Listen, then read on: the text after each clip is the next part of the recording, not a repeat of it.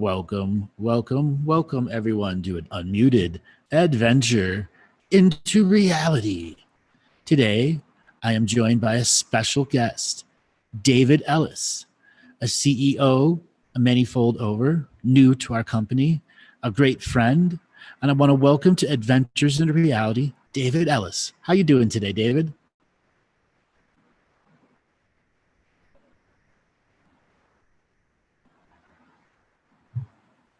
And we just got to unmute David. Hold on a second. We have a little. There we go. Hey, David. How you doing? Hey, Andrew. Can you hear me now? Yes, I can hear you now. How you doing today, David? I'm good. I'm very good today. Welcome to the show. So you've come on with Unified Health Systems, a new company we formed. It's under medical tourism. And I want to welcome you to the show today because we're going to be doing a lot of material over the next couple months here. I want to take the time to introduce you to the audience. Sure. So as Andrew has mentioned, I am a CEO, and I'm helping with the establishment of Unified Health Systems. Now, what is that? It's a modular therapy, and it's a project that we've had for a long time. We've isolated the therapies that really make an impact on an individual's life, and we've put them together into a system. Okay. And the system incorporates both mind and body healing. We have hyperbaric oxygen therapy. We have something called a Lucia light, which is a hypnagogic light.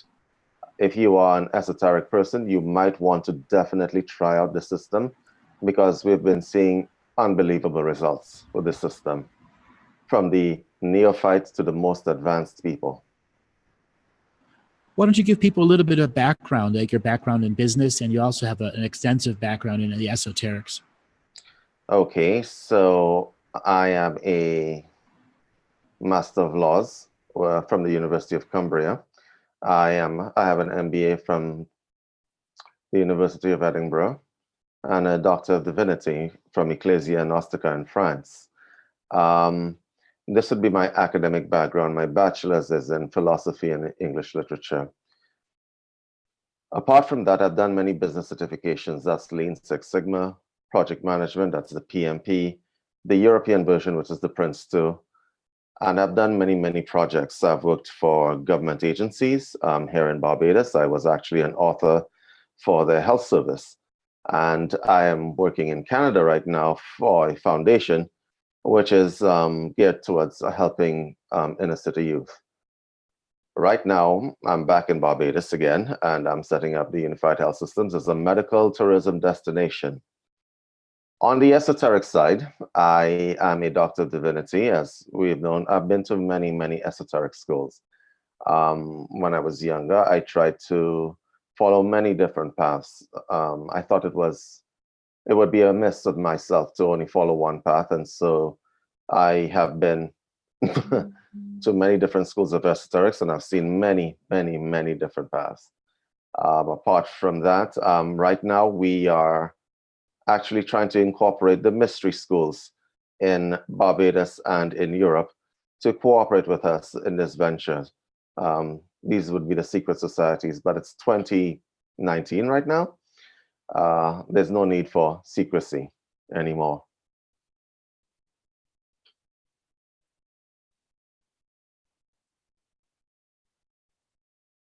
Andrew, I think you're muted.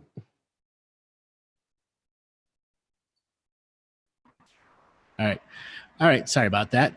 So we have an incredible opportunity to get people to understand the breadth of knowledge that Unified Health Systems represents. So let's delve into what the fine balance between immersion healing, physical athleticism, magic. Our audience is well-versed knowing that if you have to get up off the couch to do, they know that action turns knowledge into wisdom. But let's get into that transmutation side, that part where really people have to step up to be that inner practitioner, that inner facilitator to the self, and help bridge the gaps between science and spirituality. Yes. I have, over my career, taught a lot of people from mystery schools. I've taught a lot of esotericists. I've taught a lot of meditators. I am a yoga teacher trainer myself in Barbados. I've had a yoga teacher training school for many years.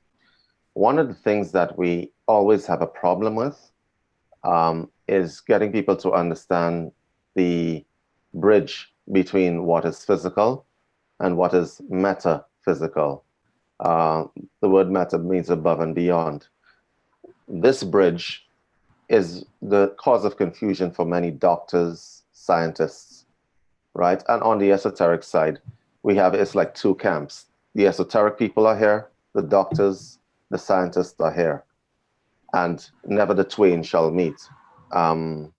So we've been trying over the last few years to make them understand from both ends that the two are not separate from each other, they're intertwined.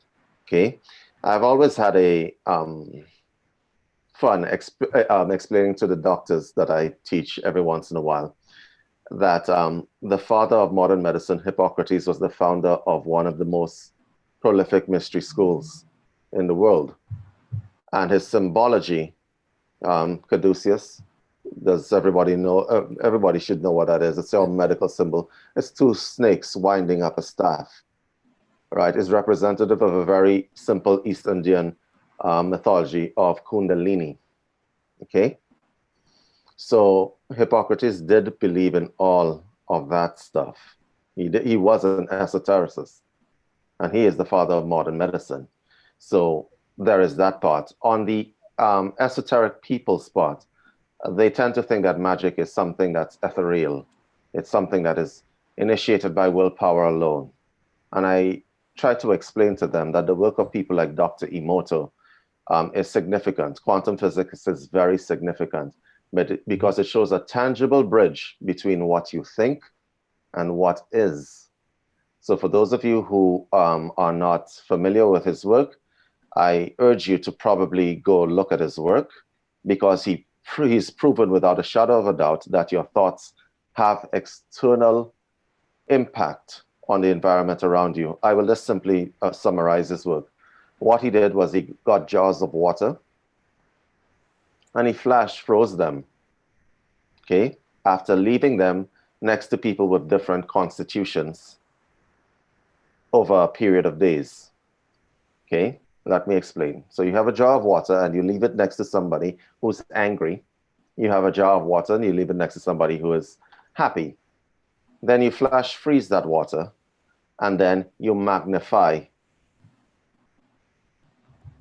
the molecules of that water. The crystalline structures in the water look completely different, one from the other, okay? And it shows that your air, your aura does actually affect everything around you. Now, here's the kicker with Dr. Emoto's work. 70% of your body is water. So you might want to rethink your state of mind. And water is that programmable life form that we all live in. We're 70% water. And when we understand the DNA, it just helps us unravel the code that's programming our core waters. That is correct. Another aspect that I try to bring to people who study esoterics is the electron test from quantum physics. Here is a statement of fact. If you take an electron and you cut it in half, and one half of that electron is on Earth, you can take the other half of that electron to the moon, to another galaxy. Whatever you do to one part of that electron, the other side is affected. Please don't take David's word for it. Go research it. That is one of the most important tests in quantum physics. Another test in quantum physics that has been actually proven is that when you drop an electron in any chamber, reality is not the same. It shows you what reality is. I will just give you the tests that were done that pertain to everyone listening as an esoteric person, as a meditator, as a magician. The electron, when you drop it into a chamber, moves so fast. If you take pictures of that electron is everywhere at the same time. Okay? So it gives you a different concept of what reality is. Okay? because it would seem that there are many, many electrons inside there, but it's only one because you've isolated it. These are tests that have been done and they've been proven. The third test, which I would like to probably bring to your viewers, is the trying to take a picture of an electron with a very special camera. When the electron is not being viewed, it acts differently than when it is being viewed. Now, we don't know why that is, but we know that you can't take a picture of an electron, it won't behave. So this is basically the three tests that you can just, you guys can just look this up. I am not quite sure why these tests are ignored by modern science. I guess it's pretty inconvenient to a number of theories, okay? And if you're a doctor and you believe in God, that test would probably be inconvenient for you. So go ahead, the quantum entanglement, the observer. Now, one of the things that I frequently talk about in many of the conversations that we do is about entangled observers and unentangled observers, two different points of perception. And when something is not an observance, it's the whole cat in the box. Is a cat alive or is it dead? And then there's a whole other thing, the quantum entanglement, localities and non-localities. Now, esoterics really bridges the gaps between what is a locality, a non-locality, and what is a reality. Let's jump into that. Okay. There is a perception of everythingness that people generally tend to overlook.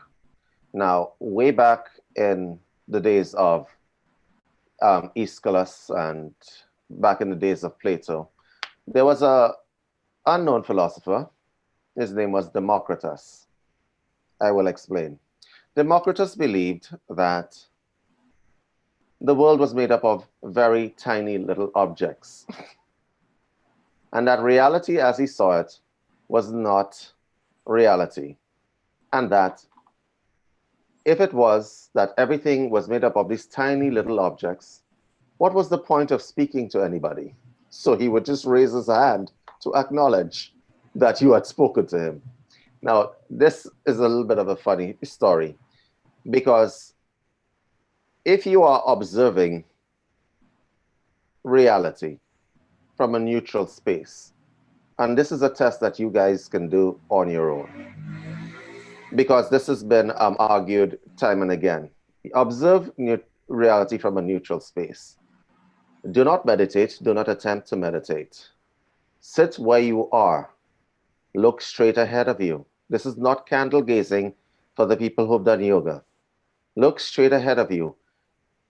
Remove your attention from looking at something to letting the image of things come to you. Is reality different then? You can try this right now. You could sit down and let reality come to you. Come into your senses. Reality is different when you are actively participating in looking at, as opposed to letting the information come. Anything that you're looking at right now, you're only seeing half the story and probably a lot less. Well, most people are only using 5 to 6% of their brain their whole lifetime. So it's much less than that. Much less than that. Yes. Reality has so many more compartments where we have blinders to. The reality is telling us all of its truths. We just have to have, through our layered forms of thought and perception, the ability to see the layers, forms of thoughts and perceptions. Yes, and here's the problem that I also teach martial arts for the for the people in the chat room. One of the things that we try to get martial arts students to understand is that whatever force you are coming with your ego and your conscious mind is minuscule as to what you are capable of.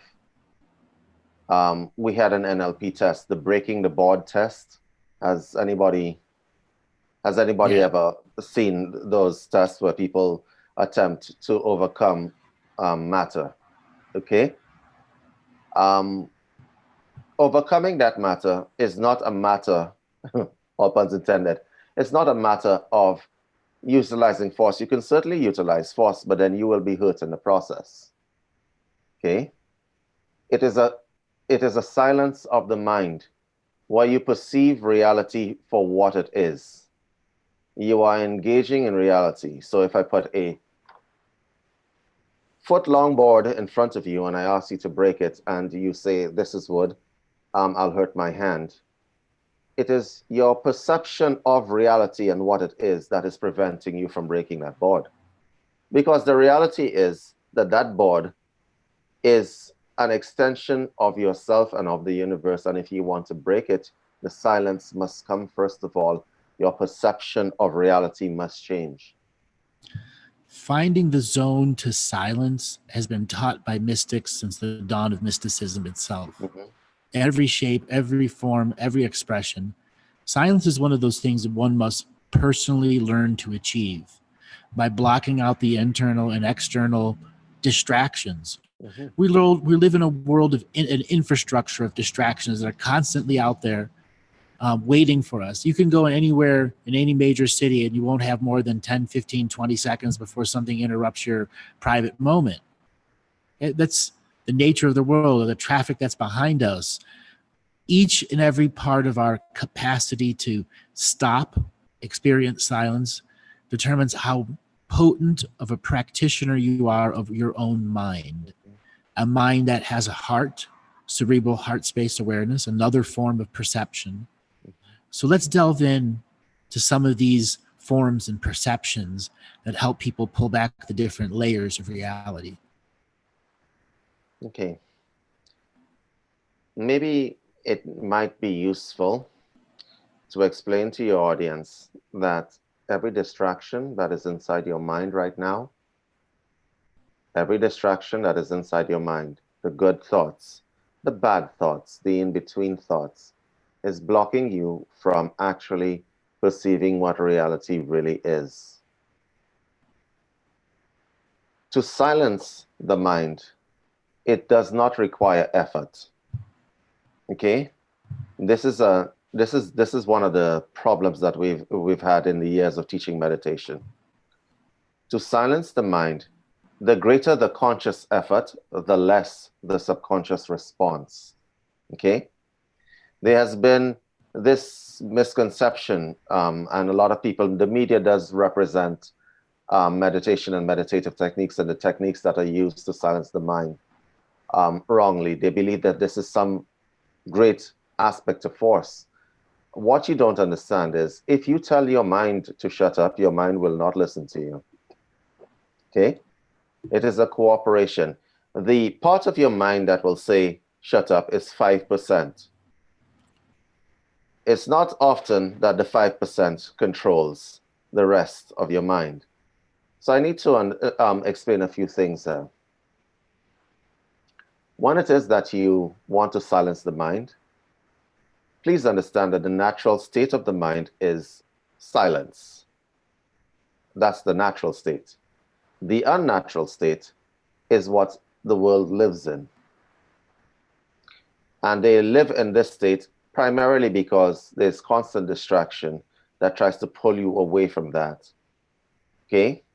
And this was something that was actually implemented back in the days of Rome. They discovered that if you kept the population entertained, gladiatorial combat, for those of you who are the history buffs, if you kept the people entertained, they generally didn't have to worry about the taxes you were putting on them. They didn't worry about a number of things. They were too busy being entertained. So new gladiatorial combat forms are like the media, the news, Facebook wars, YouTube wars, Twitter wars. This is our new form of entertainment. It takes you away from who you really are. It also allows you to fall into error. Silence in the mind means you must actually stop. Stop at what you're doing. That's the only force that you have to exert. The rest of it, the mind silences itself. For those of you who do mantra meditation, you will know this very well. You are told when you begin reciting the mantra, thoughts will come and disturb you. All that is required is that for you to keep reciting that word. Okay? All that is required is for you to keep reciting that word, and don't be alarmed and have no reaction when you have lost that word. You have lost that word because thoughts have interrupted. Just keep coming back to the word. Okay? Silencing the mind is not an effort of will, it is a natural state. Go ahead, Andrew. Silencing the mind is a natural state. And so many people lead unnatural lives, like phones that are continuously beeping with 19 ways of people sending messages to you. This modern infrastructure of distraction, many people find it hard to that disconnect. And it's created its own forms of psychosis where people think they hear their cell phone ringing when it isn't. Okay? And we've got some. Do you remember the BlackBerry, the little red light on the BlackBerry? Yep. Right, when you tried to, when you thought you put it by the bedside, and when you're going to sleep, you're seeing this little red light. Always everywhere, right. So people are now discovering that there's so much information overload that techniques like basic meditation, they find hard. So what are some of those things that you can do that help people break the myths of what real doing in meditation or success is, so people have a metric to work with? Okay. The average person who walks into a meditation center or yoga studio walks into the meditation and yoga studio because they've reached a confluence point in mind where there is so much junk in there that it's like a mass in your head. And for those of your viewers who are actually thinking about how does that work, if you close your eyes right now, and just think of one thing, and just try it. Think of only one thing. See how long it lasts. Does it last 30 seconds? No, because there are thoughts rushing in there. It's like a super highway, and it's always rush hour. So deconstructing that myth means that you have to actually put off that cell phone, take that leap off the cliff. Yes, you might miss a few Facebook updates, a few Instagram feeds, but it means that you might have to put off that phone. You might actually have to unplug.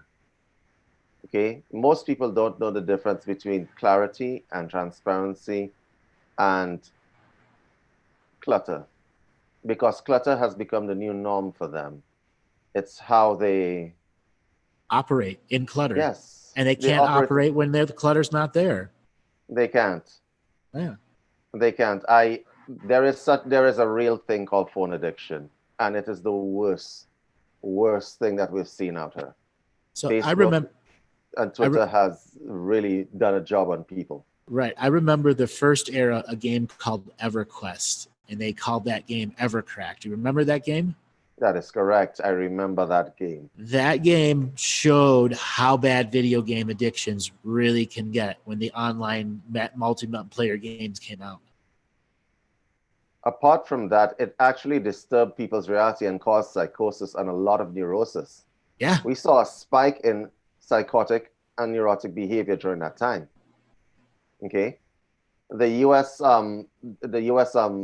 Statistical Bureau saw a spike in people becoming neurotic and psychotic because that game had the effect of not only creating addiction, but separating people from the realities that they were in. Anybody who was under any pressure went to that game.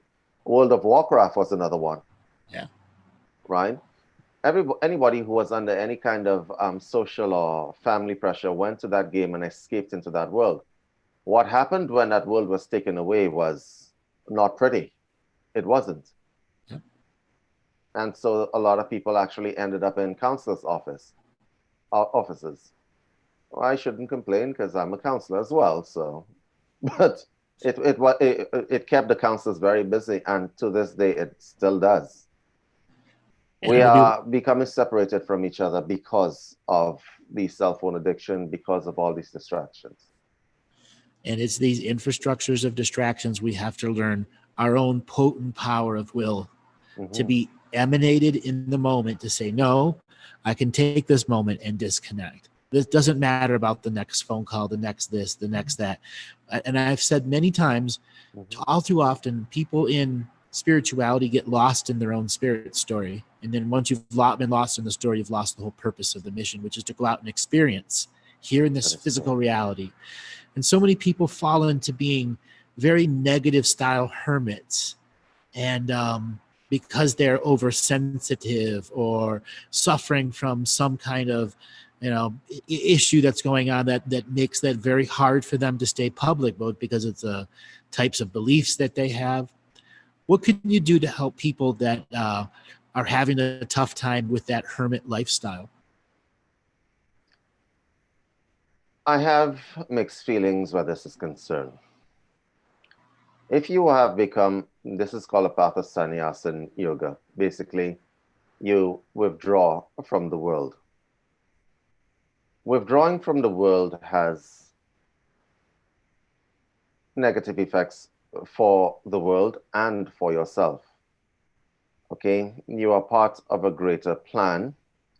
If you lock yourself away, what happens to you as an individual is that you lose contact with something very vital in life. Okay, the reason when somebody says mankind, it literally means mankind. All of us. Okay, it means all of us. And we seem to have lost that as a point of reference. Yes, point of reference. we seem to have lost that. So what we are doing right now, when you're talking about withdrawing from society, if you have withdrawn from society and you've withdrawn from life for the purposes of resetting yourself, it is a little bit different than the path of sannyas, which is a permanent withdrawal. Okay, there is a difference between the two. I see someone in your chat room has a question. What do we get the to question contact? Is, what if you want to be in contact with the world, but have to go through a healing? What if you want to be in contact? So I'm not quite sure what you're asking here. Are you asking what if you can be in both worlds at the same time? That's Gregory. You want to clarify that?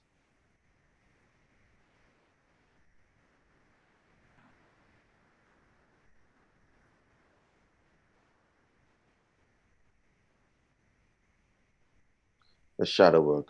Yes. There you go. He's probably left society enough. It's very hard for him to get the social skills back. It's kind of what the question's like. Okay, Gregory. Gregory, may I make a suggestion to you? It might be simpler, right, when you are getting back into society, to integrate and relate with people that are on your wavelength, first of all, and ease yourself back into society. Okay, jumping into the deep end of the pool may not be the brightest move. Okay, the reason why I say that is because when you have withdrawn from society, and I'm not talking to you from a position of a shrink speaking to clients. I'm talking to you from personal experience. I have had to reset myself. I have withdrawn from society for 3 years at a time. Okay. When I was younger, I was involved in Raja Yoga. That would be the epitome of withdrawing from society. Okay. And as of recently, I've actually withdrawn from society for a 3-year period. And the 3-year period was for contemplation, to reset the self. So my suggestion to you is that you ease back into society. Okay? Ease back into society and do it one at a time. I don't know how to manifest compatible people. I'm dealing with self-hate and have a popping entity I'm trying to get rid of. I'm going to let Andrew deal with the popping entity. Dealing with self-hate, you would actually need to speak to someone. The self-hate that you're talking about, is it something that you really want to hold on to? First of all, is the question you have to ask. Because self-hate is a choice, okay? And you can choose something else. Andrew, you want to talk to him about the other part of this? The entity is there because of the self-hate. And it'll continue to be there until you learn not to hate yourself and discover why you've subtly learned to hate yourself, what type of people imprinted that to you, why you imprinted it into yourself, why the process of self-flagellation is a cyclical process you can't stop. It goes back to your childhood. You really have to be willing to go back to your childhood and look at your book of pictures that everyone has and find the ones with the fake smiles, the ones where you know.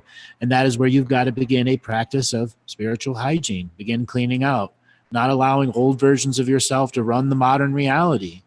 And we have these programs, everyone does. Mm-hmm. And reclaiming your authority is that out loud, name it, claim it system.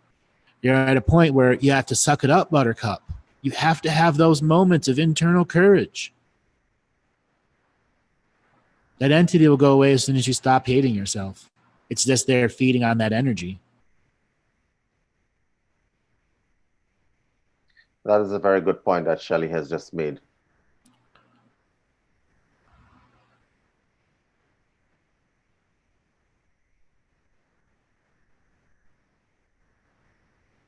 Gregory, it is a choice. It really is a choice. Yeah. It's just a choice, brother. No matter how much pain you're in, even with tailbone injuries, choice to be in pain, you can learn many other different ways to deal with the pain.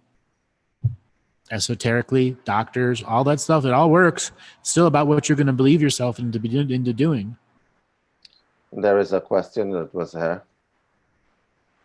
I would like to hear how the program you offer works. Are you talking about the clinic in Barbados? It is made up of different modalities, and Andrew and I will go through it quickly. So it's made up of hyperbaric oxygen therapy. For those of you who don't know what that is, it is basically pressurized oxygen being brought to bear in a chamber. You put the individual in a chamber that is used in hospitals for wound healing. And pressurized oxygen is being delivered to the individual. Now, you're probably wondering for what purpose. The reason why you grow old is because your cells die. Your cells die because they become deoxygenated. The blood cells die because they become deoxygenated. The whole science of pranayama, or breathing exercises, is based upon delivering oxygen to the body to keep it young and to keep it energized. Oxygen is used for most of your body's sub-processes. So hyperbaric oxygen therapy is delivering like about 12 years of pranayama in 45 minutes, okay? So that's the first therapy that we offer. The second therapy that we offer is something called a Lucia light.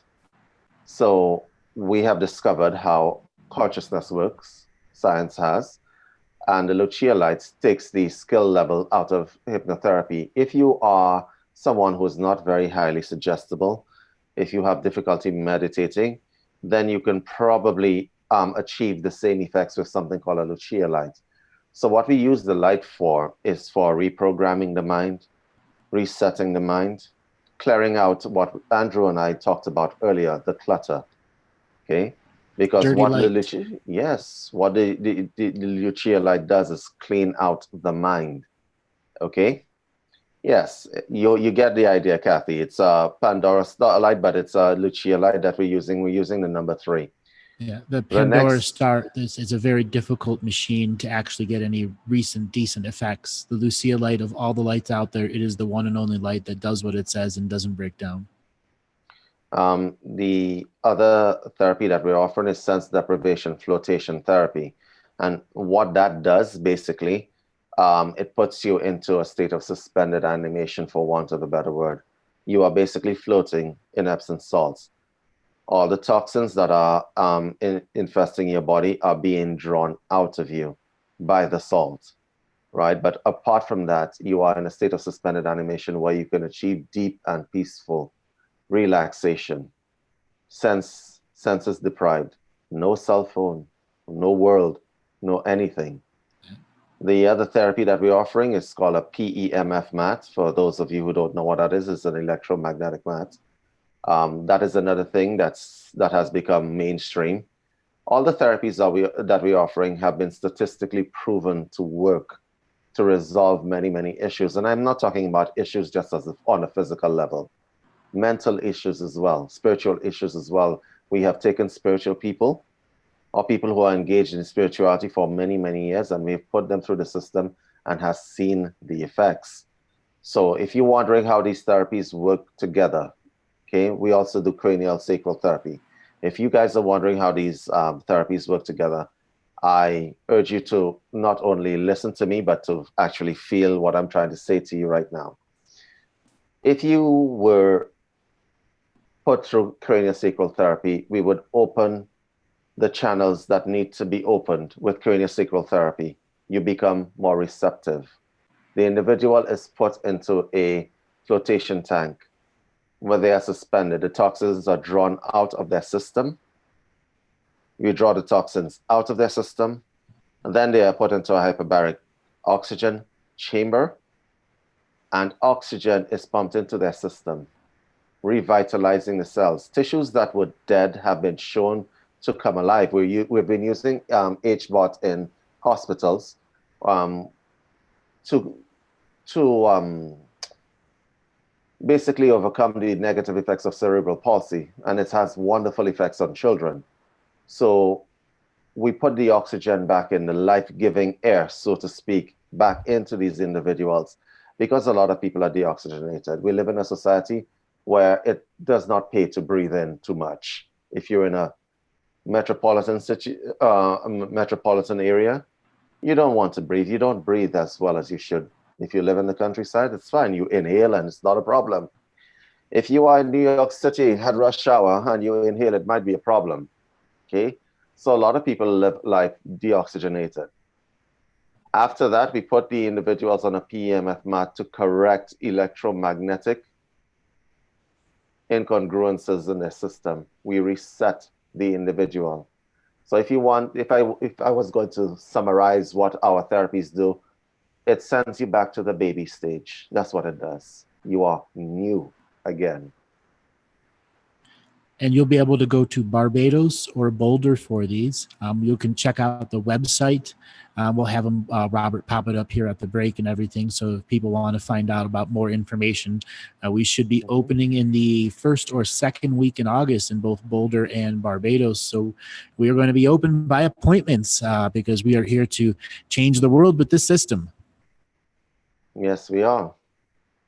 And these are therapies which are not, strictly speaking, alternative therapies. We combine the traditional science techniques with the esoteric techniques. We combined the two.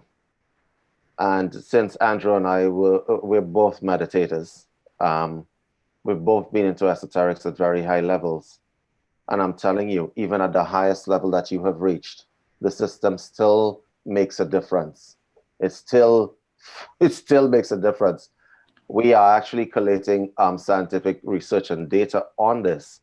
We have doctors who are willing to actually come and be put through the system right now. So what we are doing is we're trying to bring the system into the mainstream and out there, because the system, when used together, it's not something that I've ever seen. And I've been through a lot of mystery schools, and I've been through a lot of different places. I've been through a lot of modalities. When used separately, they're effective. When used together, they are amazing. That's why we title it the No Drug Mystical Experience, because it puts you into that state where your mind can amaze you and amaze you and amaze you with your contemplative powers, your pattern recognition, because you have a clear focus and a clear thought strain. There's a very good question that I see there. Are these therapies high cost? Most of these therapies are for rich people. Okay, yeah, I need to answer that question. That's why there's such a thing called medical tourism, because you can travel to distant places and get the same therapies for a lot less. Okay, we have a pricing structure that I'm quite sure most people will be able to afford. Okay, we haven't finalized it yet, but we're trying to get as many people as possible. We may be in a position to discount people. We would like to get testimonials from people who go through the system. Okay, we would really like to, because the testimonials tell the story, and we're doing this as a service more than anything else, because we believe that once this becomes mainstream and people realize that, oh, you don't have to wait until you get sick to heal yourself. And that's a very important thing that you guys have to know. Don't wait until you get sick to start to heal yourself, right? Because the default position, if you are living in today's world, is to bend towards illness or dis-ease. And that is such a cliche statement. Illness is probably the better word to use. The society or where you live bends you towards that. Yes, we have a website, and yes, we have a contact email. I am just going to drop it into the chat. Make sure in your drop-down window it says to everyone, not to just what we were before. So if you guys are planning on coming on a vacation, the Barbados team is quite willing to receive you guys. That's info@unitedhealthsystems.com for those that are not in the chat room. Info@unitedhealthsystems.com. Unified. It's unified. Sorry. Info@unifiehealthsystems.com. Right. Just drop us a line if you need information. We'll be happy to provide it. But go ahead, Andrew. So one of the things that we did was decide to use the medical tourism model, like you had said before, to bring those costs down. And we were running this in a retreat format before, and now we're running it more in a medical tourism style, where everything's going to be by appointment, where we're going to be using a biofeedback system so that people will be able to actually see where their healings to have big changes in the physiological effects of the whole body, mind, and spirit. And that's why we have some room with the pricing structure that we're going to put out. And for all those that are really interested, we're going to open with Barbados, and then Colorado. Boulder will be open also for our special corporate retreats. And that's something else you and I have decided to really specialize in, is helping people in the corporate world reconnect to themselves, because so many of them literally have to sell their soul to live in the corporate world. Andrew, I've been a corporate fixer for many, many years. I've been a coach to many corporate people. Okay, people who work in corporate. I've been a coach to CEOs, and what I have found more often than not, that in order to succeed in the corporate world, or they think that in order to succeed, they need to sell themselves. Business, the core of business is manifestation. This is something that everyone must understand. At the core of it is manifestation. If you are someone who is an esoteric practitioner, you know that manifestation starts not with force. It starts with will. There's a difference. Okay? I always hated that statement, force of will. I'm not quite sure what that means. Okay? Because when you exert will, it's more effective when there is actually no force attached. I wanted to answer a few of those questions that are popping up, but I'll get to them in a while. With regard to the corporate executives, I always try to get them to, but my statement I usually get them is keep a cool head.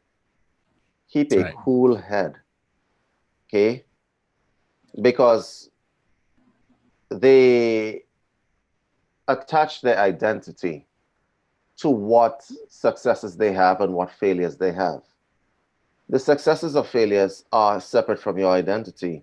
You are not your business, okay? Your business is a separate entity from yourself, okay? Back in the days, the king used to represent the land, and they have taken this into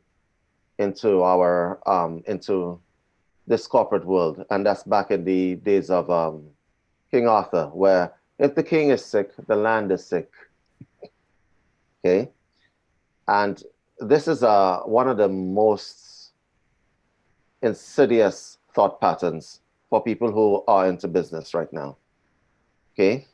It's one of the most insidious thought patterns, because your business will really kill you after a few years, okay? So when we're talking to corporate executives, we usually start with the position, keep a cool head, look at the problems and deal with them one at a time, right? By exerting your will, first of all, and then exerting the techniques after the fact. Exert the will first, exert the techniques after. Okay, you could have a million different business techniques. One of the illusions is that you have no time and everything is in a rush. That is an illusion. When you have a million phones going left and right, the fact of the matter is that you have all the time in the world. You have all the time in the world. One of the greatest illusions is getting people to believe that they're running out of time, when that is an illusion in and of itself. Right. Once you close your eyes, you realize that there's a lot more time than you think. Okay? So for those of you who are listening to us right now, who believe that I'm running out of time, I'm getting old, or I'm running out of time, I got to do this, I got to do that. Close your eyes and just stop for a moment and realize that your concept of running out of time is actually an illusion. You have more time than you think. That's right. Okay. I see a few other questions there. Taryn, as your heart heals, your voice opens up. I'm guessing that question is coming from probably a singer or somebody who uses voice. So I'm going to probably answer that. Hyperbaric oxygen therapy has been used by opera singers before, because you see the respiratory system, when you inhale, what goes into the bloodstream to clean it is oxygen. It is diffused through your air sacs in your lungs. Yep. Okay, so if you want to increase lung capacity, we generally use the hyperbaric oxygen therapy. Your voice also sounds different when they come out of the H-bot. And we've tested this, but we're going to test everything. And we have been doing so. As Andrew had said, we've been using the system in a retreat format. We're going to be using it in a very clinical format right now, or we're going to be mixing them, because Boulder is going to be a retreat destination. To answer your question, Marie C., why Barbados? I would love to go there, but what about the Southern Hemisphere in the future? Marie, we'll be reaching you very soon.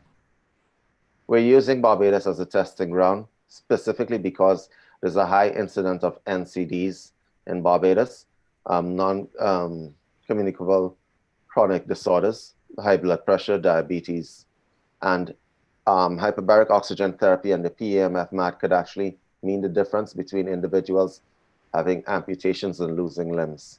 Okay, we're using that specifically for these people because we need to collect data, not specifically because we want to aggrandize ourselves, but because we need to make sure that these therapies work as we have seen. So we're offering this as a service in the Caribbean to the populations down here. Part of our model is to give back to those local communities stuff that would normally never be available to their cost price. Like those person before that thought that these were just for rich people. No, they're not. When you're putting in an immersion therapy style and you're getting people to come for 1, 2, and 3 or 4 days, you have tremendous amounts of work that can be done in a very short period of time, and you can get high levels of quality of life back.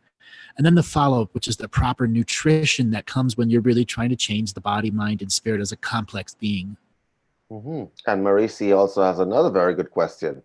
What about the body wearing out? Can we live beyond 100 years? Let me answer that question. Marie, I have had 3 centenarians in my life, in my family, sorry. My grandmother lived to 106 years old. Okay. So whenever people turn 100 years and over, they usually ask the question, how did you do it? What did you do? They usually ask that question to people. And they ask you, what do you attribute your longevity to? So, and the answers are never the same. But there are some common denominators that they've missed out here. These people lived simple lives. That's number 1. Most of them didn't have a cell phone. That's number 2, all right? And their response to adversity was always the same. It wasn't stoic. They went through things. They didn't go through them. They let things go through them. I'll explain. They didn't go through anything. This is the problem in our society. We feel that we are set upon. Well, these people were actually literally set upon. Okay? And these people were actually literally set upon. And it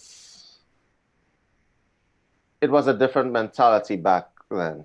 So what I would like to tell everyone is that, yes, oxygen does play a part. Your body will wear out, but you can seriously reduce your ability to get sick if it is that you actually go through a system or practice pranayama or go through hyperbaric oxygen therapy. I'm a little distracted. There's a call coming through, but basically, this is basically what happens. Okay, you become deoxygenated, your cells die. That is what happens. Okay, it can happen a lot sooner than you believe. Okay? Because people are usually at 30% of the actual capacity of breath, there can be but a handful of moments where you're really starving yourself from breath, and then you're going uphill or you're doing something and you're finding your blood pressure going up over and over again. It's a vicious cycle that people cannot get out of. And part of what we're doing with our combined immersive therapies is to get people's deep stress relief, myofascial release around the lungs, the channels to open up so that every breath begins to mean something again. And then the other aspect of the immersion therapy is when we were doing retreats, it was getting people to disconnect for 5.5 to 6 hours where their sole focus was on the healing. And over the next couple of weeks, we're going to be showing people before and after pictures, and you're going to see minds blown when you do immersion therapy in a medical tourism format that allows people to actually integrate. I saw a question here earlier. Is there continued integration after? Yes. We offer continuing education for many different people.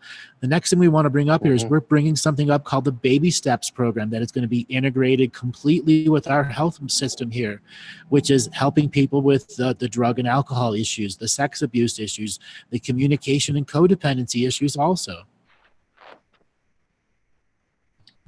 Yes. I see a number of questions there, actually. Are the therapies available to my teenagers as well as adults? Yes. Yes, the answer is yes. What is your perspective on a ketogenic diet? I'm a nutritionist as well. Every time I hear the word something diet, I get a little bit nervous. Okay? I get a little bit nervous, and I'm going to tell you why that is. Because nutritionists and dietitians alike, we know the truth. If we were going to try to make money off of people, we would invent some new diet that is going to achieve some result that people want. I want to explain to you that there is no one size fits all for anyone's eating patterns or dietary needs. Okay? There is no one size fit all. There isn't. So if you ask me what is my perspective on a ketogenic diet, it would be my perspective on the Atkins diet. It would be my perspective on the South Beach diet. I believe that these boutique dietary plans are Boutique. They're boutique, yeah. And they're highly ineffective for certain kinds of people. Okay? What works for one person will not work for another person. Okay? If you wanted to become a nutritionist on your own or get some advice, you just read, or you get to a nutritionist or a dietitian and you ask the question. Okay? But what I would suggest that you not do is just find some boutique diet and go on it. I am very much against people going on diets and trying to restrict themselves. Let's put this in a personal way. I am vegan. I've been vegan for many, many, many, many years. I became vegan when I was 13 years old. If anyone asked me, David, should I become vegan? My answer to you would be no, don't do it. Okay. I did that when I was 13 years old. My body has become used to being vegan. Okay. When people ask me about veganism, I'll say, well, it's a good idea, but don't do it. Because it will have an effect on you, and usually probably a very negative effect if it is that you and your body are used to meat products. Okay, so I just wanted to make that little segue here into the dietary field, because that was a very interesting question. No, I wouldn't recommend any kind of boutique diet for anyone.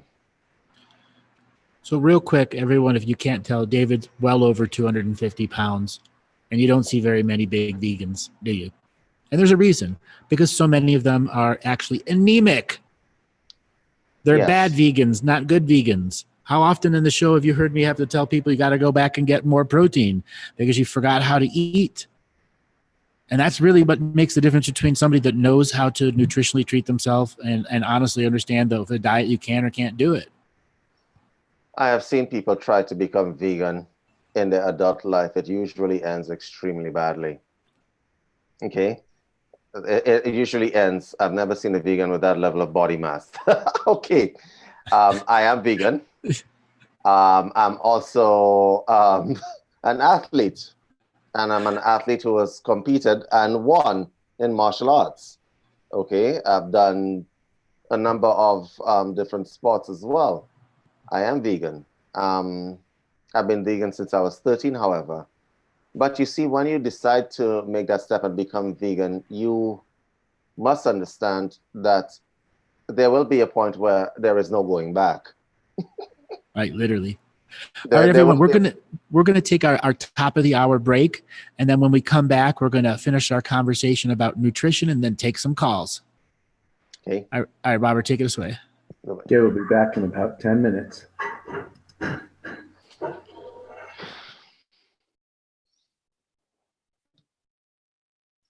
Yeah, Andrew, you there?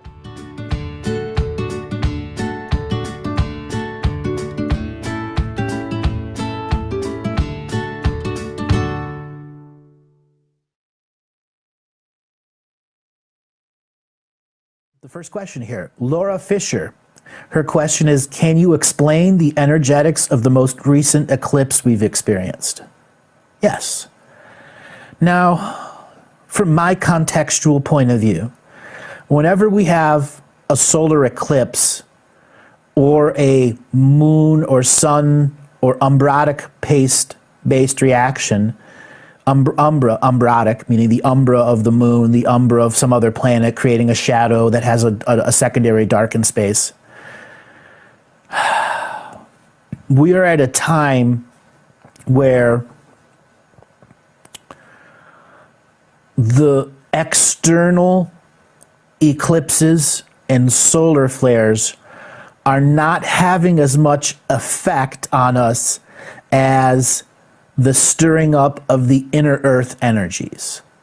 So when you are in a big storm and you expect you go through the eye of the hurricane, you come out the other side. This is a little different. The energetics are more about how the oldest of unresolved issues are being forced up out of the deep inner earth, and it is the eclipses and the solar flares of 7 weeks ago or a year ago that are still the proverbial spoon reaching deep into hollow earth, pulling up the stuff that's been simmering at the bottom of the pot for millions of years.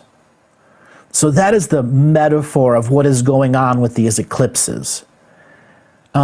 We've also had unique solar flares or lack of solar flares, weather changes in our world.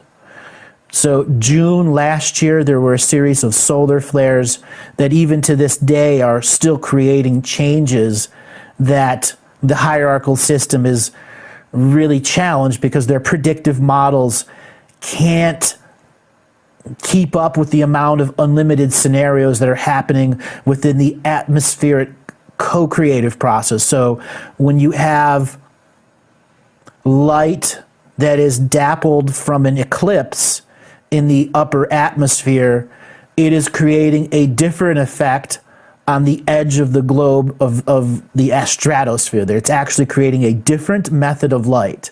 And that method of light is allowing a secondary incarnation system to literally bypass the Archon system. So it's like a second direct access immigration point. So these energetics are huge volumes of spirits who have been unwilling to go into the archon-based astral worlds and are staying in the independent astral worlds. Their independent astral worlds have found a bridge of direct access with a incarnation date stamped and approved by Earth, meaning you got a birth date. You're saying, you know, I'm coming in June 2017, or I'm going to be a walk-in in 2019. You actually have a frequency of light time approved by the planet and not stamped by the archonic-based system.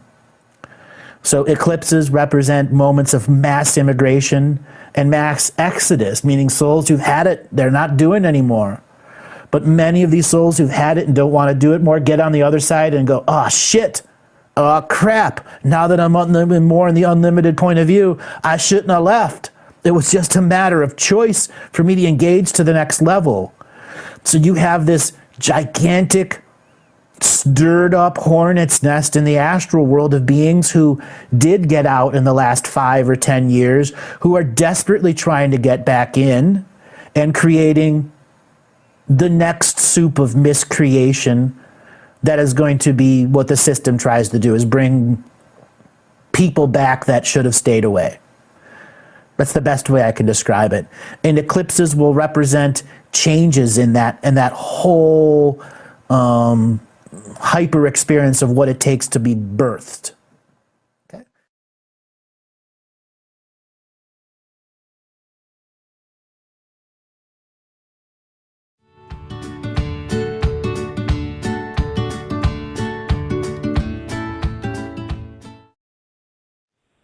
Correct. All right. Going to move on to a slightly different subject. As we know, that there's lots of people that are sort of like star seeds that are here acting as light workers. And I've often wondered, is everyone a star seed and is everyone on this mission, or are there only some people that seem to be aware of this and are actively trying to support the change? I'm wondering, you know, many people seem to be asleep. Are they destined to be asleep until, say, the good guys have brought about enough change? That's a very good question, and I'll answer it this way. Everyone is a starseed. Everyone is a starseed. Okay. And the best way sorry, I'm getting noise playing here in the background. Everyone's a starseed, but 10% of our population is an original first Earth species. And at one point in time, Earth had 32 separate Earth species that it spawned as first species. And they spread between the 3 timelines, and they have been interbreeding with the new people that come here from refugee status. Earth has been in refugee status 12 different times, where it's taken people where planets were being destroyed in other war scenarios and welcomed them here, so they became an adopted first species. That's how we came to the 2,300 soul families. As for starseeds, in essence, everyone is a starseed, but some have been here so long that the starseed part of them really doesn't apply, because they're so old, have had to go through so many soul contracts, so many wars, so many true loves, so many children, that quite literally they're here to experience the event so they can return to their own home planet through a migration pattern and be a starseed on their home planet with a complete layer of all knowledge and wisdom that they've experienced here on Earth. Okay, that actually leads me into another question. How valuable, or is it important for us to recognize our starseed origins? Is there functional use at this point in time for us to even know about them, or to try to find what they are? Oh, yeah, there's plenty of functional use for it. That's one of the reasons the Galactic historian identifies species. It's going to be vital in the coming years that people can understand where they came from, and there'll be a transparent history and knowledge centers that people can go to learn about their homeworlds and begin to re-experience their through their amnesia that we have. We're a species with amnesia. And when we go through the remembering process, we'll learn we're going to be starseeds on our home worlds again. We're returning home after millions of years being away. Well, the question I call this the Great Migration. There was several dozen migrations here to Earth where trillions of spirits came. And there are trillions of spirits here. There's not just the 7,300,000,000 here. There's trillions that are locked into this galactic ascension machine, not to mention the many hundreds of billions of actual physical ETs that are in the solar system right now, operating the quarantine system and interacting with different members of their soul family so that people can be awakened in the proper way.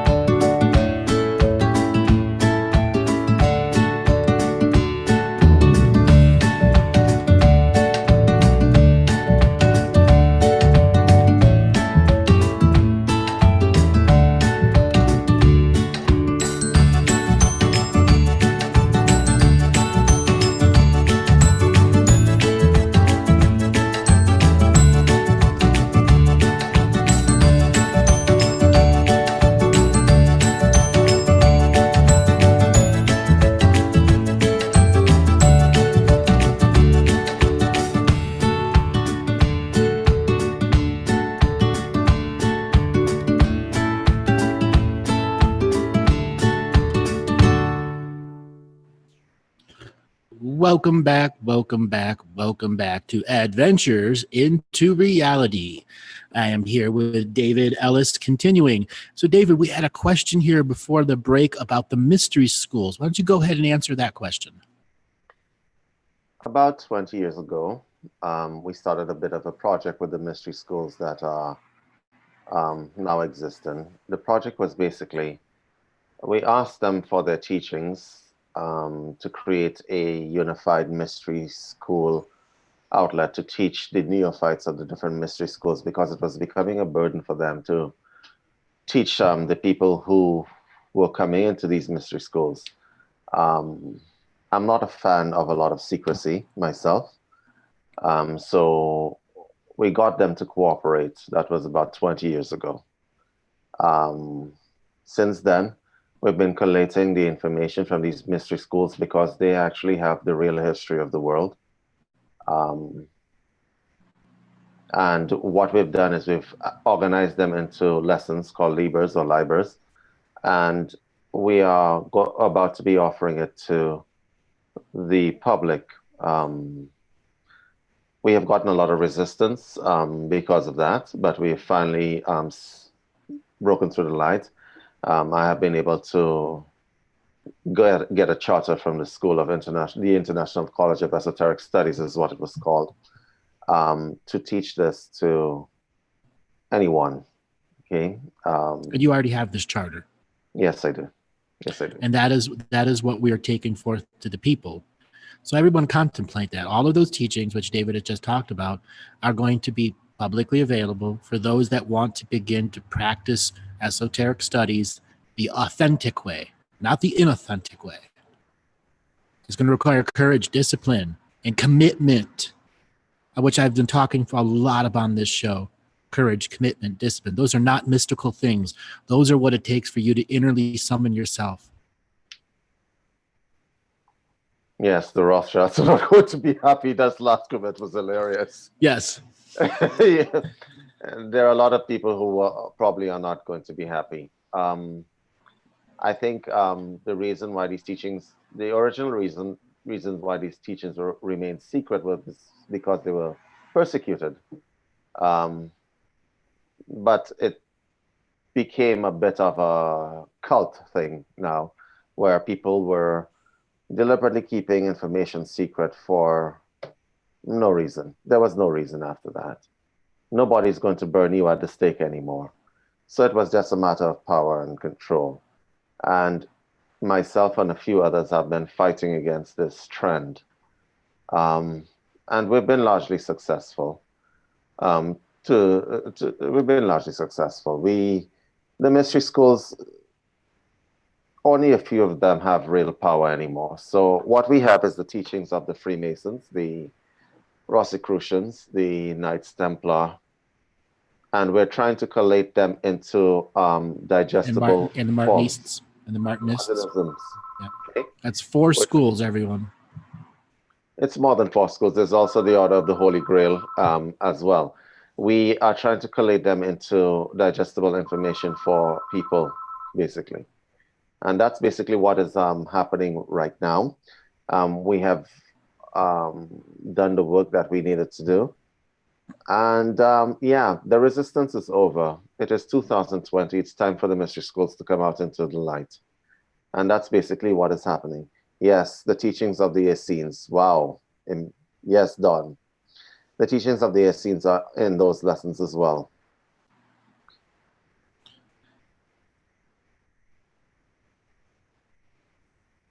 So basically, we'll be making that available in due course.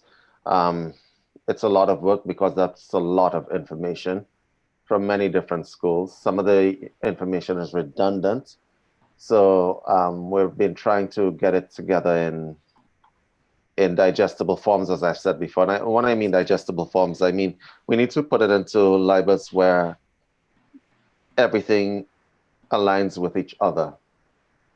Okay, because some of these mystery schools, some of the teachings are contradictory, right? Like years ago, the Hermetic order would be in contradiction to the Martinist principles.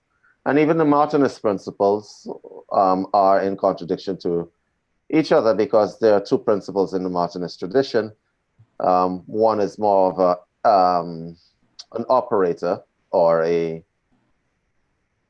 magician, and the other one was more geared towards internal work.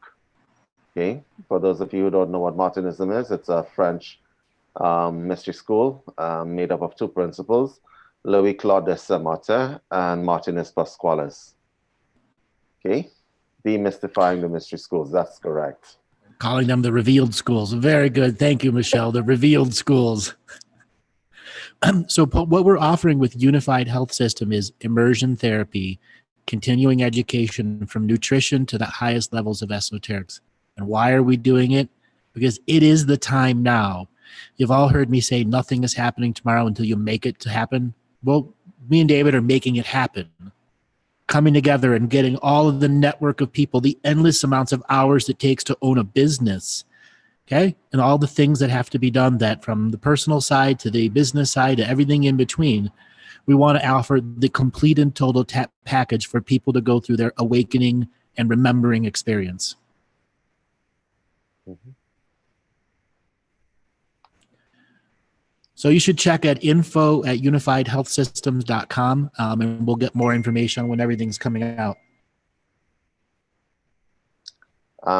Gregory and Lillian, we're halfway there. We are. It's very labor intensive, and we're working on it as we speak, but this is something that will happen.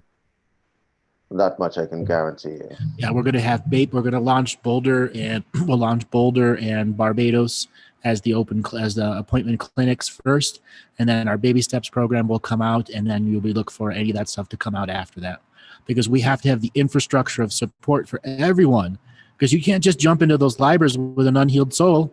You're going to need coping skills and support.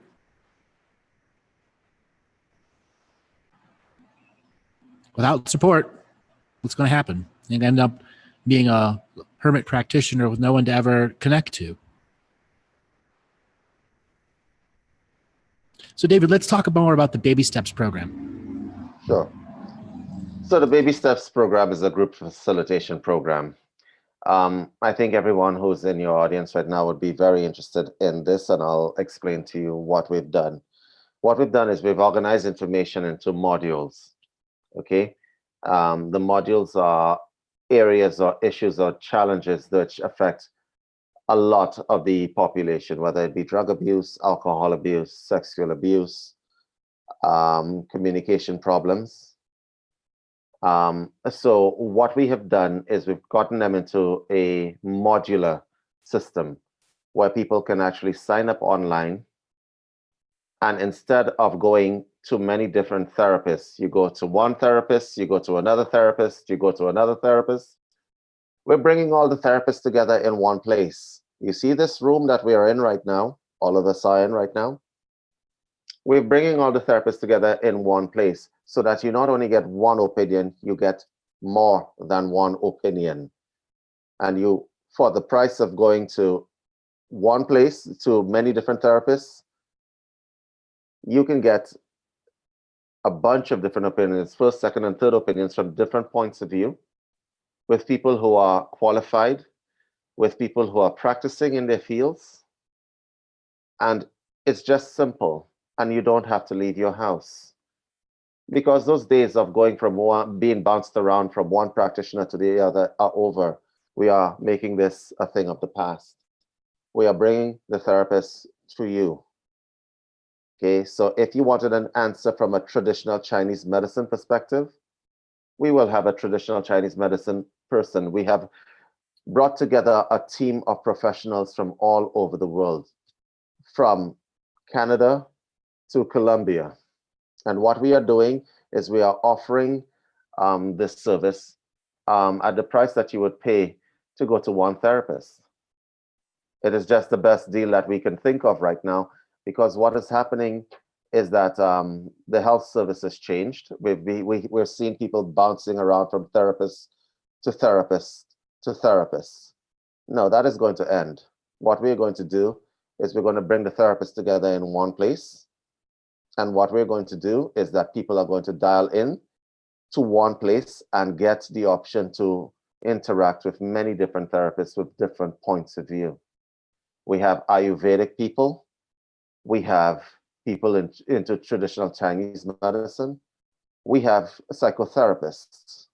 We have counselors. We have esoteric counselors. We have people from all walks of life. We have nutritionists and so on. We're bringing them together in one place so that when somebody has a question, we can make sure that the answer that is given to that person is holistic and very relevant to every aspect of that person's problem. Many questions. Is it in Bridgetown? To answer your questions, what city in BC? This is an online interactive platform. You may dial into this platform and you don't have to go anywhere. Just dial into the platform. If you have a diagnosis already, if you have charts first, you can upload it to us, and we're going to have our therapist look at it. So you don't have to travel anywhere. You don't have to leave your house. Where you are right now is where you can get your answers. And this is what people need: service that can come right to their home, because this is a modern world of modern distractions, and people don't have the time to go to sit in traditional offices on the traditional couch with the psychotherapists anymore, as well as being able to get a second and third opinion right there on the spot. Because a lot of people that are suffering from drug and alcohol problems have law problems. A lot of people that have law problems have spirituality problems, so on and so forth. And then we go all the way up. Baby steps goes all the way up to those people who are dealing with sexual abuse or family members that need to know what it is to look for the signs for it. We are making sure that we are giving everything in the beginning, all of the tools, the tips, the techniques, how to break the myths. Some of these classes, like the codependency class, I think it was 16 weeks, David? Yes, it's 16 weeks. We will bring the individuals in. And not the benefit of going through the baby steps program is that we will connect you, and there's a support structure both before, during, and after the baby steps program is completed. Okay, Andrew and I are actually working out deals for people who go through baby steps who actually want to probably come to a retreat center if you want to travel and meet the therapist that you are actually dealing with in person. But there's also the option inside baby steps to have one-on-one with the therapists that you are speaking to. Okay, you could either do it in a group setting or you could do it one-on-one. These are the options that we're offering people, because we're trying to hack this health system and how it's developing. The health system has become sick. The irony of that is unbelievable. So I know that most of the people who are listening to my voice have either themselves or had family members been bounced around from therapist to therapist to therapist, okay? We may not be able to, if you have a diagnosis already, right, or your problem is something that is already evident, whether you're developing a drinking problem, you can come to Baby Steps and we can work through it right there on the spot, okay? You don't have to leave your home. You don't have to deal with the stigma of going to a therapist or being referred to another therapist. The other benefit of the Baby Steps program is that basically when you join the group, we have other professionals, whether you're, let's say you're a recovering alcoholic, you may need nutritional guidance. You may need, that is something that is often very much overlooked. Huh? It's with regard to AA. That was one of the weaknesses of AA. The secondary support systems were not in place. We can make you stop drinking, but we just can't get you back on your feet. That was one of the weaknesses of AA. The problem with AA is because, and that is a problem because should you get over your drinking problem, you might want to be happy afterwards. And there was no support structure for that. So we would like to hack the health system, so to speak. Go ahead, Andrew. So we're at a critical juncture where medicine has to change at the doctor level. And what we're doing with this new health system is a way to train doctors and as well as insurance people that you can get many things done without overprescribing the same drugs over and over and over and over and over and over again. We see epidemics with prescription drugs out there. And part of unified health systems is to help people get off of those prescription drugs that are never ending and back to using a nutritional aspect to deal with some of these depression-based issues. Let's talk about how nutrition integrated with the system as part of the follow-up can really help people break some of these chemical dependencies when it's dealing with depression or so on and so forth. Okay, so Andrew, I just want to answer a question by Christine Bissell. Christine, you asked what trauma healing training will the counselors have? Can they handle complex traumas? We have an objective processing for our counselors. They need to be certified. Their certifications need to be up to date, and they need to have experience. So for instance, I have over 5,000 hours in counseling, and that includes complex traumas. I'm also a hypnotherapist as well. But we also have people with similar backgrounds. These people that you will be facing or meeting are people who have lots of experience and who themselves have become frustrated with the health systems and the failures involved with the health systems. And this is a worldwide problem. It's not an American problem or European problem or Caribbean problem.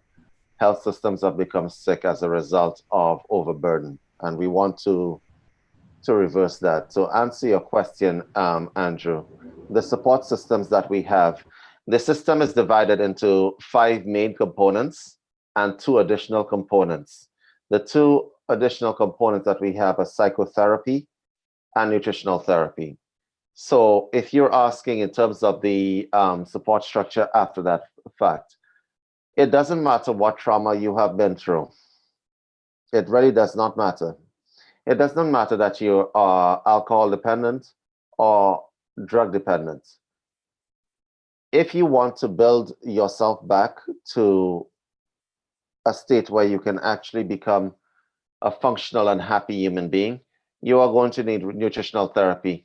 It doesn't matter what it is. One of the problems of any kind of dependence is that it weighs the brain down and robs the brain of vital nutritional resources. So for instance, a recovering alcoholic will have trouble being happy. We all know what methamphetamines does. It destroys your joy center. When we say nutritional therapy, we don't mean just as a matter of we give you a diet and you stick to it and you look fit and slim. No. Nutritional therapy means that we give you nutritional advice that could sustain your health, your mental and emotional and physical health. So you're probably wondering, where does the emotional health come in? Because the nutrition is a basically physical thing. Well, let me give you an idea of what I'm speaking about.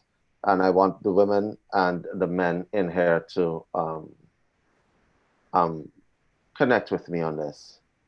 You see that piece of chocolate that you eat that makes you a little bit happier? There's a physiological reason why that is making you happier. It's the magnesium in the chocolate that's making your brain happy, okay?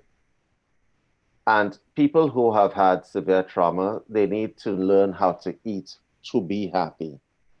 There are hacks that you can use in nutritional therapy. Exactly, Lillian. Right? There are hacks that you could use in nutrition to get you back on your feet, to take you out of depression.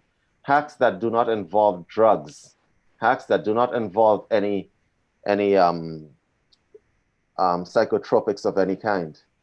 There are hacks that you can use in nutritional therapy where you don't have to deal with side effects from medication, to get you out of depression, to help you reconstitute yourself. So that's where the support structure comes in. We thought that this was necessary because this is an often overlooked area when it comes to setting the individual back on their physical life on a firm footing. Just reading your questions there. Yeah, once you have that firm footing, you're able to chart your course into wellness. And that's something that the immersion therapy at Unified Health System is meant to specialize, getting you in 5 consecutive hours of back-to-back-to-back-to-back-to-back healing sessions that are designed to put you into that deepest healing state where your body's naturally producing high volumes of stem cells. And then when you do the follow-up nutritional changes, you're going to have even more aspects to this. Part of the medical tourism model is for people to come for immersion therapy for many days or a single day with multiple forms of other forms of follow-up. We're going to be offering a variety of different packages for depending on what it is. We're also selling the experience. There are many people who've come to the system who have no illness whatsoever, but they might be a creative writer and blocked and have had amazing breakthroughs in their own spiritual journeys, because this system can help you get right onto that level of high theta, high delta without sleep paralysis. That is the truth of lucid dreaming. And that's what all of the great esoteric practitioners want the state for you to get in the silence at that doorway of deep delta without sleep paralysis. So David, let's talk about that part of the journey where people can have eye-opening experiences if they're coming to the system, not necessarily for an illness. Okay, the system was actually geared, first of all, towards people who are into esoteric practice. Okay, so if you are a practitioner at whatever level you're practicing at, whether you have just come in to practicing or whether you've been on this road for a long time, what the system does is clean you out. I said earlier that it returns you to the baby stage. Okay? Now, to answer some of Andrew's questions earlier to me, you will find that entities and such like generally don't like clean areas. Okay, it's just a matter of fact. Okay, for people who want to pass through the system, this system has actually given people a lot of release. Andrew coined the phrase the no drug mystical experience, and he's correct, because what we have been seeing is that people have come to the system. Not only have they reset themselves, but the emotional release that they have had has been like monumental. People have seen the effects of that, of the therapies, especially the Lucia light at the end of these therapies, which cleans the mind out. Because what we have shown people is that there is a difference between tension and not tension. Now, if you were in a yoga ashram, it might take you a few years to recognize the difference. We are doing this in 45 minutes, okay? We are accelerating individual's evolution in 45 minutes, okay? Because if you're already used to the practice and so on, your body's already in that gear. We just give you the tools to get there a lot quicker, okay? And once you, I will say something that your audience needs to know. Once you realize the difference between clarity and not clarity, it is very difficult to return to not clarity. It is very difficult to do so. The awareness of freedom actually frees you not only from the bondage of actually being there in the space where everything is tension, but the awareness makes you concerned about becoming more enlightened. So to ask you, I suppose that the best way to answer your question, Andrew, is to say that the system actually does make everyone aware that there is something else besides the state that they are in. And once you become aware that there is light, you cannot return to the dark. That's so true. And another aspect is so many people, when they're having these immersion therapies that are going in the 1, 2, and 3 day experiences, they discover that they can have in an hour treatment what feels like 8, 9 hours of dreams. I've had many, many testimonials. And then there's another aspect with the system. When you combine the flotation tank and hyperbaric therapy for what it does solely to the body, along with the PMF mat, it's equivalent of having 16 hours of sleep in a 5-hour day. That's the type of regeneration and rejuvenation the body is going through. Inevitably, that will create powerful spiritual awakenings that you are ready for, and it was only the clutter and chaos that was blocking you before. Too many points of distractions, allowing your inner super genius to come out and show you that pattern recognition that's been in front of you the whole time.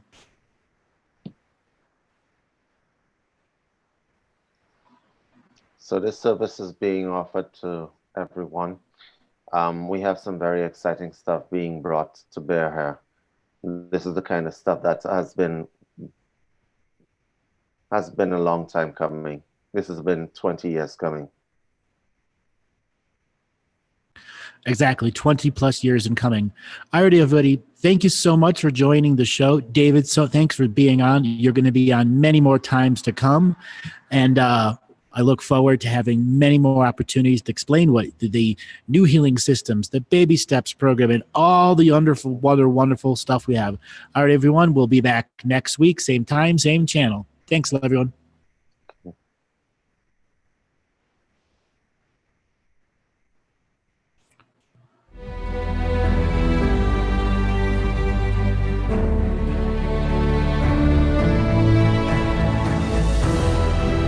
Each different bubble of reality is true.